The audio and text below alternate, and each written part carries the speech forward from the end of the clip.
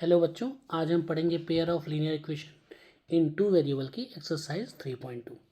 तो आज हम क्वेश्चन नंबर 1 देखते हैं। क्वेश्चन नंबर 1 कह रहा है कि solve the following pair of linear equation by the substitution method. तो पहला पार्ट करते हैं, x plus y equals to 14, इसको हम इक्वेशन नंबर 1 मान लेते हैं। और दूसरा इक्वेशन दिया है x minus y equals to 4, इसको इक्वेशन नंबर 2 मानते हैं। अब क्या होता है सब्स्टिट्यूशन मेथड, तो ध्यान से देखना। हम क्या करते हैं, कोई एक इक्वेशन लेते हैं, मान लो फ्रॉम इक्वेशन 1। अब फ्रॉम इक्वेशन 1 से हम क्या देखेंगे कि x plus y equals to 14, it means x equals to 14 minus y. अब ये वैल्यू जिस इक्वेशन से निकाले हो उसी इक्वेशन में नहीं डालना है, ये तो वही बात हो जाएगी, जिस थाली में खाया उसी में छेद कर दिया। तो इसको रखना किस में है, इसको रख देना put the value of x, put the value of x in equation number 2, 2 में रख दो। क्या था दो इक्वेशन नंबर 2 था x minus y equals to 4। तब x की जगह तुम्हें क्या रख देना है, 14 माइनस वाई। तो x की जगह रखो 14 माइनस वाई, और यहाँ पे पहले से माइनस वाई था तो minus y equals to 4। 14 minus y कितना हो जाएगा, 2y, दिस इज 4। अब होगा क्या, अब होगा कि 4 इधर आ जाएगा तो 14 माइनस 4 हो जाएगा, और 2y इधर आके पॉजिटिव का 2y हो जाएगा। 14 में से 4 गया 10, दिस इज 2y। तो y इक्वल्स टू कितना आ जाएगा, 10 डिवाइडेड 2, यानी y की वैल्यू आ गई हमारी 5। अब ये हमको पता है कि y की वैल्यू आ गई तो हम x की निकाल सकते हैं। कैसे, क्योंकि देखो x की वैल्यू हमने निकाली थी 14 माइनस वाई, ये निकाली हुई यहाँ पे निकाली है। तो अब यहाँ पे हमने क्या करना है, y की जगह 5 रख देना है, तो हमारा x कितना आ जाएगा 9। इसका मतलब है कि x 9 आ गया और y कितना आ गया 5। तो आंसर लिखते समय लास्ट में आपको दिखा देना है ऐसे कि x equals to 9 and y equals to 5। ये हुआ सब्स्टिट्यूशन मेथड, मतलब किसी एक पार्ट से वैल्यू निकालनी है और दूसरे में रख देनी है। अब इसी पैटर्न पे हम देखते हैं इसका सेकंड पार्ट। सेकंड पार्ट क्या कह रहा है, ध्यान से देखना। कह रहा है s minus t equals to 3 दिया है, और s by 3 plus t by 2 equals to 6 दिया है। अच्छा, इसको तो इक्वेशन 1 मान लो, कोई दिक्कत नहीं है। लेकिन यहाँ देखो, यहाँ 3 है, यहाँ 2, यानी डिनोमिनेटर में कुछ ना कुछ आ गया है। तो इसको स्टैंडर्ड फॉर्म में बदलने के लिए पहले हम क्या करेंगे, 3 और 2 का एलसीएम कितना आएगा 6, तो पूरे में 6 से मल्टीप्लाई कर देंगे। क्लियर है, तो आइए 6 से मल्टीप्लाई करते हैं। तो s बाई 3, ये s है, ठीक है, और 6 से इसमें भी मल्टीप्लाई करेंगे, t बाई 2, फिर 6 से इधर भी मल्टीप्लाई करेंगे। तो देखो ये 2 से कटा तो ये कितना आ गया, 3 आ गया। ये 3 से कटा तो कितना आ गया, 2 आ गया। यानी यही इक्वेशन अब क्या हो जाएगी, हो जाएगी 2s plus 3t equals to 6×36। ये अब हम इक्वेशन नंबर 2 मान लेंगे। अब ध्यान से देखो, किसी एक इक्वेशन से किसी एक वेरिएबल की वैल्यू निकाल लेंगे। तो लिखेंगे फ्रॉम इक्वेशन 1। इक्वेशन 1 क्या था बताओ, s माइनस टी बराबर 3 था, तो यहाँ से s की वैल्यू आ जाएगी आपकी क्या, 3 प्लस टी। क्लियर है, अब ये s की वैल्यू उठा के कहाँ रख दो, put the value of s, put the value of s in equation number 2।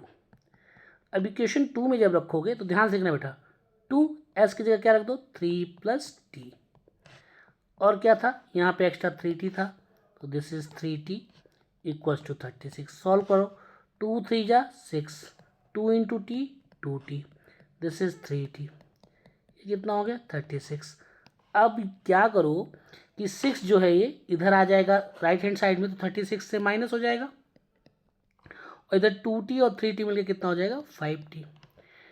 तो 5t बराबर आ गया 30, तो t बराबर कितना आ जाएगा, 30 में 5 से डिवाइड कर दोगे लल्ला तो 6 आ जाएगा। क्लियर है, अच्छा जी, अब तुमको पता था कि s बराबर क्या था, s बराबर था 3 प्लस टी। टी की वैल्यू कितनी है बताओ 6, तो 3 और 6 कितना आ गया 9, यानी s पता चल गया आपको कि 9 है, और t कितना पता चला आपको 6 है, यानी this is the answer. Clear है चीज़ें। थर्ड पार्ट देखने की कोशिश करो, थर्ड पार्ट को ध्यान से समझने की कोशिश करो। मान लो थर्ड पार्ट अगर मैं समझाता हूँ तो थर्ड पार्ट क्या है बेटा, थर्ड पार्ट है 3x minus y equals to 3 and 9x minus 3y equals to 9। ठीक है, इसको इक्वेशन नंबर 1 मान लो, इसको इक्वेशन नंबर 2 मान लो। अब क्या करो, किसी एक इक्वेशन से किसी एक वेरिएबल की वैल्यू निकाल लो। तो हम ले लेते हैं फ्रॉम इक्वेशन 1।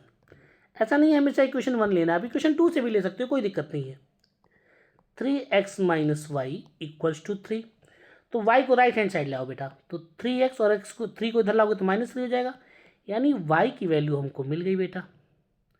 अब झमझमाते हुए हम क्या करेंगे, छम्मा छम्मा करते हुए इसको हम इक्वेशन 2 में रख देंगे, यानी put the value of y, put the value of y in equation 2।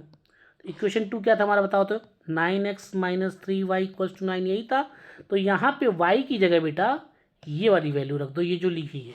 तो y की 3 -3 तो लिखो ही, बस y की जगह ब्रैकेट में लिखो 3x माइनस 3, बस इसको सॉल्व कर दो। 9x 3 से -3 का 3 में करोगे तो -9x हो जाएगा, फिर इस -3 का इस माइनस में करोगे तो माइनस माइनस प्लस 3 3 जा 9 हो जाएगा। अब ध्यान से देखो, ये 9 दोनों प्लस के हैं तो खत्म हो जाएंगे एक दूसरे से कैंसिल। तो 9x minus 9y 9x equals to 0, 9x में से 0 गया तो 0। जब भी ऐसा फॉर्म आ जाए कि किसी एक वेरिएबल को सॉल्व करने चले थे 0 इक्वल्स टू 0 का फॉर्म मिल जाए तो समझ जाना वहाँ कौन सा फॉर्मेट मिलेगा, मैनी या इनफाइनाइट सोल्यूशन का केस मिलेगा। कैसे, ये थोड़ा समझने की कोशिश करना। देखो एग्जाम्पल के तौर पे 3x minus y equals to 3 और 9x minus 3y equals to 9। अब ध्यान से देखो तो इन दोनों में कितने का मल्टीप्लाई हुआ है, समझने की कोशिश करना बेटा। इन दोनों में कितने का रेशियो है, 3/9 का रेशियो है। और इन दोनों में कितने का रेशियो है, इन दोनों में तो -1 डिवाइड बाई -3 का रेशियो है। इन दोनों में कितने का रेशियो है, 3/9 का रेशियो है। तो देखो सब में अगर सॉल्व करने की कोशिश करो तो ये 3/9 कितना हो जाएगा, 3 1 जा 3, 3 3 जा 9। इधर माइनस माइनस कट जाएगा तो कितना आ जाएगा 1/3। इधर भी 3 1 जा 3, 3 3 जा 9। तो देखो तीनों आपस में बराबर आ रहे हैं, नहीं आ रहा। तो ये कब का सोल्यूशन होता है, मैनी इनफाइनाइट सोल्यूशन का। इसीलिए वेरिएबल सॉल्व करते समय यहाँ क्या आया है, 0 इक्वल्स टू 0। यानी मेरी बात आपको पूरी तरह समझ में आ रही होगी। अब इसका फोर्थ पार्ट समझने की कोशिश करते हैं। तो फोर्थ पार्ट दिया है क्या कि 0.2x plus 0.3y equals to 1.3, और इधर क्या दिया है 0.4x plus 0.5y equals to 2.3। अब देखो क्वेश्चन डेसिमल में है, तो या तो आप इसी तरीके से सॉल्व कर लो, इसी तरीके से सॉल्व करने में डेसिमल कैलकुलेशन थोड़ी सी आपके लिए टफ हो जाएगी। तो पहले देखो क्या सबके पास डेसिमल के बाद कितने डिजिट है, तो देखो यहाँ भी डेसिमल के पास 1 डिजिट, यहाँ भी डेसिमल के पास 1 डिजिट, यहाँ भी डेसिमल के पास 1 डिजिट, हर जगह डेसिमल के बाद 1 डिजिट है। यानी दोनों इक्वेशन में 10 से मल्टीप्लाई कर दो। डेसिमल के बाद 1 डिजिट है तो एक जीरो वाले नंबर से यानी 10 से मल्टीप्लाई कर दो सब में, पहले भी इक्वेशन में और दूसरे वाले इक्वेशन में भी। उससे क्या होगा, डेसिमल हट जाने के बाद हमारी कैलकुलेशन बेटा आसान हो जाएगी। तो देखो पहले वाले में जब मल्टीप्लाई करोगे तो ये क्या हो जाएगा, 10 इंटू 0.2 2x, 10 इंटू 0.3 3y, और 1.3 से करोगे तो 13। इसको इक्वेशन नंबर 1 मान लो। क्लियर है। यहाँ भी 10 से करोगे मल्टीप्लाई तो ये इक्वेशन क्या हो जाएगा, 4x 5y equals to 23। Equation number 2 हो जाएगा। क्लियर है कॉन्सेप्ट यहाँ तक। अब क्या करो, फ्रॉम इक्वेशन 1 ले लो। किसी एक से वेरिएबल की वैल्यू तो हमको निकालनी है, सब्स्टिट्यूशन मेथड में हम यही करते हैं। तो 2x plus 3y equals to 13। तो यहाँ से क्या करेंगे, 2x की वैल्यू कितनी आ गई 13 माइनस ऑफ 2x, ये आ गई 2x। अब ये वैल्यू कहाँ रख देंगे, put the value of 2x in equation number second. तो इक्वेशन नंबर सेकंड था क्या, पहले तो इक्वेशन नंबर सेकंड लिखो। तो इक्वेशन नंबर सेकंड क्या था, 4x plus 5y equal to 23। तो ध्यान से देखो इस 4x को क्या मैं 2 इंटू 2x लिख सकता हूँ, लिख सकता हूँ नहीं लिख सकता हूँ, लिख सकता हूँ।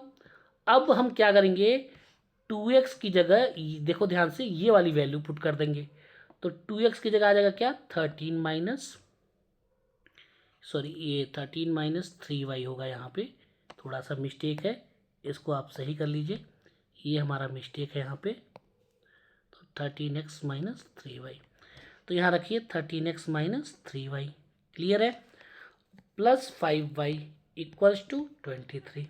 इसको जब हम सॉल्व करेंगे तो 13 टू जा 26, 2 3 जा 6y plus 5y equal to 23। क्या हो गया 26 माइनस 6y में से प्लस 5 जाएगा तो बेटा माइनस y आ जाएगा, क्लियर है।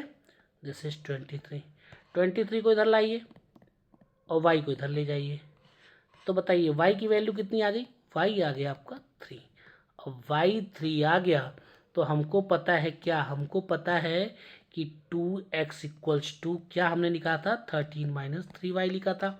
ये देखो यहाँ पे लिखा था, तो बस कुछ नहीं, जगह y की जगह वैल्यू रख दो, तो y की जगह हमने 3 लिख दिया।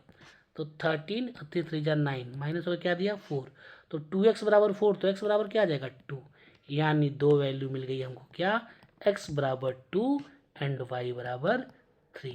ये हमारा क्या आ गया आंसर। क्या चीज़ समझ में आई कि नहीं आई?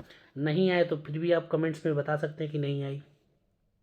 अब अगला क्वेश्चन देखिए ध्यान से, अगला पार्ट क्या कहता है, अगला पार्ट ये कहता है फिफ्थ पार्ट कि √2x plus √3y equals to 0 and this is √3x minus √8y equals to 0। बच्चा डर जाएगा, ओ कितना भयंकर क्वेश्चन आ गया सर, हमको समझ में ही नहीं आएगा, बहुत ही तो कॉम्प्लिकेटेड हो गया सर, कैसे निकलेगा। This is equation number 1, this is equation number 2। बात को समझिएगा लल्ला। तो यहाँ से देखिए रूट, पहले फ्रॉम इक्वेशन 1 लिख लीजिए कि फ्रॉम इक्वेशन 1 ले लीजिए। तो यहाँ से देखिए √2x बराबर क्या हो जाएगा, √2x प्लस √3y दिया है 0, तो यहाँ से √2x बराबर हो जाएगा माइनस का √3y। बोलिए हाँ या ना, यही आएगा। अच्छा जी, अब आप क्या करिए, तो x बराबर क्या हो जाएगा माइनस √3 डिवाइडेड बाई √2y। ये x की वैल्यू आ गई, इसको कहाँ रख देना है इक्वेशन नंबर 2 में, कि put the value of x, put the value of x in equation number 2। Equation 2 लिख लो, पहले क्या था √3x minus of √8y equals to 0। तो आइए x की जगह वैल्यू लिखते हैं, पहले तो यहाँ लिखिए √3, x की जगह क्या लिखोगे minus of √3 divide of √2 into y, और ये √8y कर लो, देखते रहना बेटा। तो ये वाला √3 और ये वाला √3 मिलकर मल्टीप्लाई तो क्या हो जाएगा 3 हो जाएगा, माइनस का साइन, नीचे √2, ये माइनस √8y। अब देखो ध्यान से, इसके नीचे कोई डिनोमिनेटर नहीं है, तो क्या इसके नीचे मैं 1 डिनोमिनेटर ले सकता हूँ, तो इसका मल्टीप्लाई इसमें क्रॉस कर दीजिए, इसका मल्टीप्लाई इसमें कर दीजिए, ठीक है, और इन दोनों का आपस में कर दीजिए, ये शॉर्ट ट्रिक होता है। तो 1 इंटू 3y 3y, √2 इंटू √8 तो √16 हो जाएगा y, और √2 इंटू √1 का आपस में करोगे तो √2। अब देखो बेटा, ये √2 0 से जाके मल्टीप्लाई तो 0 हो जाएंगे, तो बचेगा क्या -3y माइनस, अच्छा ये √16 किसका स्क्वायर होता है 4 का, तो 4 बाहर निकल जाएगा, -7y बराबर 0 आ जाएगा। तो y की वैल्यू क्या आ गई यहाँ से 0 आ गई, क्योंकि -7 उधर जाके डिवाइड करके क्या कर देगा 0। अब समझो बेटा, अब हमको शुरू में क्या पता था x की वैल्यू, ये पता थी कि x equal to -√3 upon √2 into y, और y की वैल्यू क्या निकली है 0। तो जैसे ही y की जगह 0 रखोगे तो ये पूरी वैल्यू क्या हो जाएगी 0, यानी बेटा x भी 0 मिला और y भी क्या मिला 0। क्या मेरी बात पूरी तरह समझ में आई या नहीं, पहले तो ये बताइए, आ गई ओके। अब इस क्वेश्चन का नेक्स्ट पार्ट देखते हैं। नेक्स्ट पार्ट क्या है, नेक्स्ट पार्ट है सिक्स्थ पार्ट में ये कहता है कि 3x/2 minus 5/y3 equals to -2, ठीक है। और दूसरा कह रहा है कि x/3 plus y/2 equals to 13/6। समझिएगा बेटा ध्यान से। अब हम क्या करेंगे, पहले वाले इक्वेशन को पकड़ते हैं, 3/2 x माइनस 5/3, ठीक है। ध्यान से समझिएगा चीज़ों को। तो अब यहाँ देखो डिनोमिनेटर में 2 और 3 है, स्टैंडर्ड फॉर्म में तो डिनोमिनेटर में कुछ नहीं रहता है, क्योंकि स्टैंडर्ड फॉर्म तो यही होता है ना, ax plus B Y plus C equals to 0। C को इधर ला देते हो तो माइनस सी हो जाता है। तो 2 और 3 का एलसीएम क्या है बेटा 6, यानी 6 से पूरे इक्वेशन में क्या कर दोगे मल्टीप्लाई। बात समझ में आ रही है, मेरी बात नहीं आ रही है तो पूरे इक्वेशन में 6 से मल्टीप्लाई कर दो। तो इधर भी करना पड़ेगा 6 से मल्टीप्लाई। तो जैसे ही 6 से मल्टीप्लाई करोगे तो ये -2 × 6 -12 हो जाएगा, और यहाँ 2 से काटो तो ये कितना हो जाएगा 3 हो जाएगा। तो 3 3 जाएगा कितना हो जाएगा 9x। यहाँ 3 से काटो तो कितना हो जाएगा ये 2, और 2 5 जाएगा कितना हो जाएगा 10y। यानी इक्वेशन नंबर 1 ये मिल गया आपको। क्लियर है। अब सिमिलरली इसी पैटर्न पे इक्वेशन दूसरे वाले इक्वेशन को पकड़ो, क्या था x/3 y/2 13/6। अब देखो बेटा इन दोनों का एलसीएम क्या है 3 और 2 का एलसीएम 6 होगा, तो 6 से सब में मल्टीप्लाई कर दीजिए दोनों साइड। तो इक्वेशन में कोई चेंज तो आएगा नहीं, क्योंकि सेम क्वांटिटी से मल्टीप्लाई और डिवाइड करने से इक्वेशन में कोई भी चेंज नहीं आता, ठीक है। अब ध्यान से देखिए, ये 3 इसको काटा तो कितना हो गया 2, तो ये 2x हो गया। ये 2 इसको कट किया तो कितना हो गया 3, ये 3y हो गया। और 6 6 कट गया तो ये कितना हो गया 13। ये इक्वेशन नंबर 2 हो गया। अब किसी एक इक्वेशन से वेरिएबल की वैल्यू निकाल लो। मान लो अब यहाँ पे हम ले लेते हैं फ्रॉम इक्वेशन 2, किसी से 1 से भी निकाल सकते हो, मैंने कहा था पहले भी। तो 2x plus 3y equals to 13 था पहला इक्वेशन नंबर 2। तो यहाँ से 2x बराबर क्या आ जाएगा 13 माइनस 3y। तो x बराबर कितना आ जाएगा बताओ 13 माइनस 3y डिवाइडेड बाई 2। ये वाली वैल्यू उठा के इक्वेशन 2 से निकाले हो ना, तो इक्वेशन 2 में तब रखना नहीं है, तो किस में रख दोगे put the value in equation 1। Clear, समझ में आ रही है।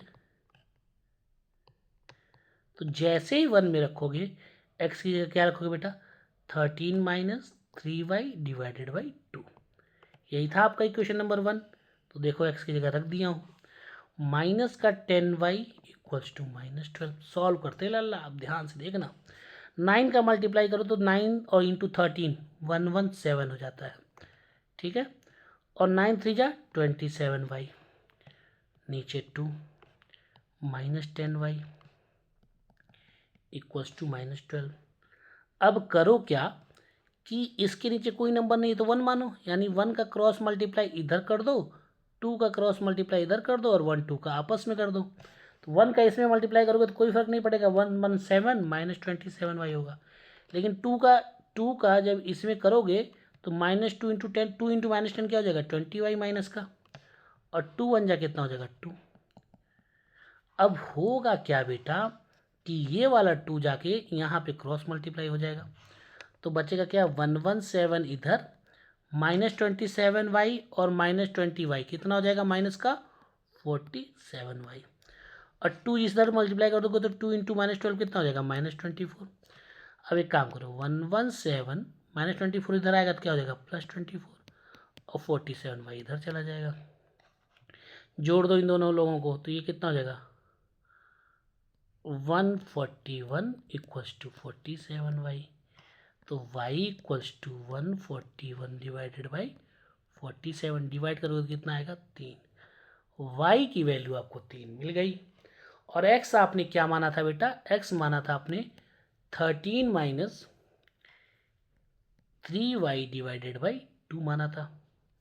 तो y की जो वैल्यू आई है यहाँ पे रख दो, तो -3y की जगह 3 रख दिया 2, तो कितना हो गया 13, 3 3 जा 9 डिवाइड 2।